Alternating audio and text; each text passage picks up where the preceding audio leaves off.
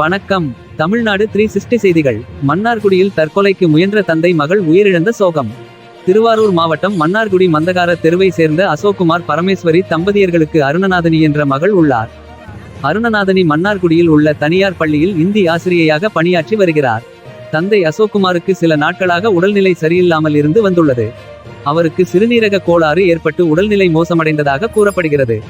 அதனால் மருத்துவமனைக்கு சிகிச்சைக்கு சென்றபோது சிறுநீரகம் செயலிழந்துவிட்டதாகவும் சில காலங்களே வாழ முடியும் என்றும் மருத்துவர் கூறி இருக்கின்றனர்.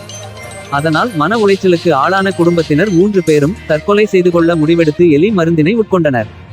இன்று காலை நவம்பர் 16 அருணநாதனி தோழி பலமுறை தொடர்பு கொண்டும் போனை எடுக்காததனால் சந்தேகமடைந்து வீட்டிற்கு வந்து பார்த்தபோது அருணநாதனி விஷம் அருந்தி உயிரிழந்தது தெரியவந்தது. அதிர்ச்சி அடைந்த தோழி அருகில் பார்த்தபோது அருணநாதனியின் தாய் மற்றும் தந்தை இருவரும் உயிருக்கு போராடி நிலையில் இருப்பதை பார்த்த அருணநாதனின் தோழி உடனடியாக மன்னார்குடி அரசு மருத்துவமனையில் சேர்த்தனர். அவரின் தந்தை உடல்நிலை மோசமாகி திருவாரூர் மருத்துவக் கல்லூரி மருத்துவமனையில் மேற்சிகிச்சைக்காக சேர்க்கப்பட்டார். சிகிச்சை பலனின்றி இன்று அவரும் உயிரிழந்தார். அருணநாதனியின் உடல் மன்னார்குடி அரசு மருத்துவமனையில் உடலாய்வுக்கூறுக்காக வைக்கப்பட்டுள்ளது. அவரின் தாயார் அரசு மருத்துவமனையில் சிகிச்சை பெற்று வருகிறார். ஒரே குடும்பத்தைச் சேர்ந்த தந்தையும் மகளும் உயிரிழந்த சம்பவம் அப்பகுதி மக்களுக்கிடையே சோகத்தை ஏற்படுத்தியுள்ளது.